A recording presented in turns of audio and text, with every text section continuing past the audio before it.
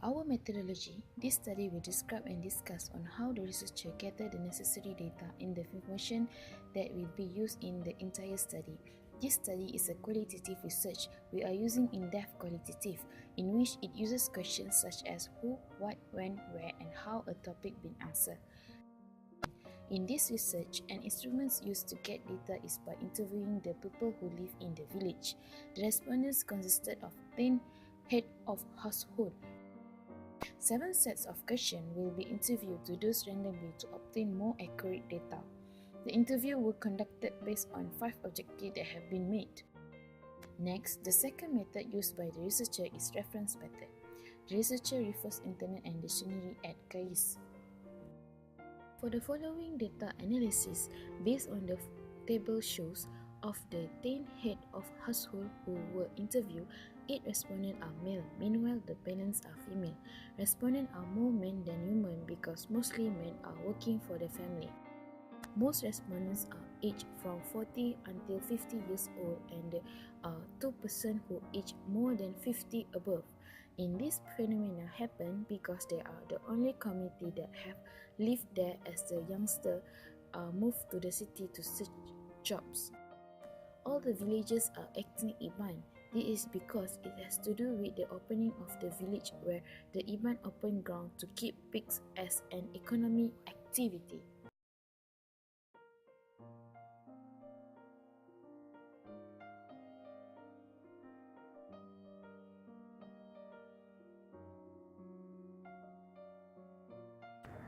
For discussion, we emphasize more to objective given.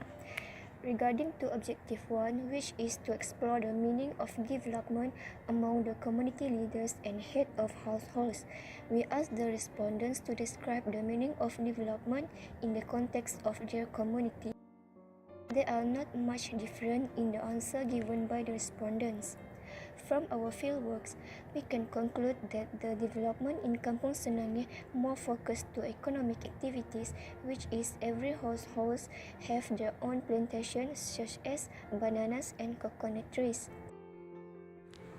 Next, to identify the perceived development that had taken place in the selected community. In Kampung Senangeh, we can see the perceived development such as roads, bridge, school, community hall, water supply, and so on.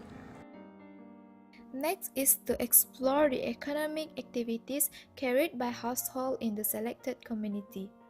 All of the respondents interviewed answered farming as the main activities carried for income purposes. Before, the community are more into planting paddy, but as time passes, people are more interested in short-term crops such as pumpkin, lady's finger, pepper, banana, and many more. Besides, the community are also involved in palm oil estate and rubber estate. Next, the discussion is about to identify the types and nature of employment household members are engaged in. Most respondents have the same answers, that is most household members do farming. Less of household achieve a better job because not well educated. Only some young generations successfully finish their study up to SPM.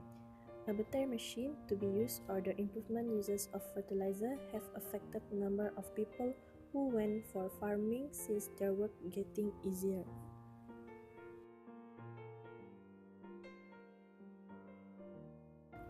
Lastly, the discussion about challenges encountered to develop the community.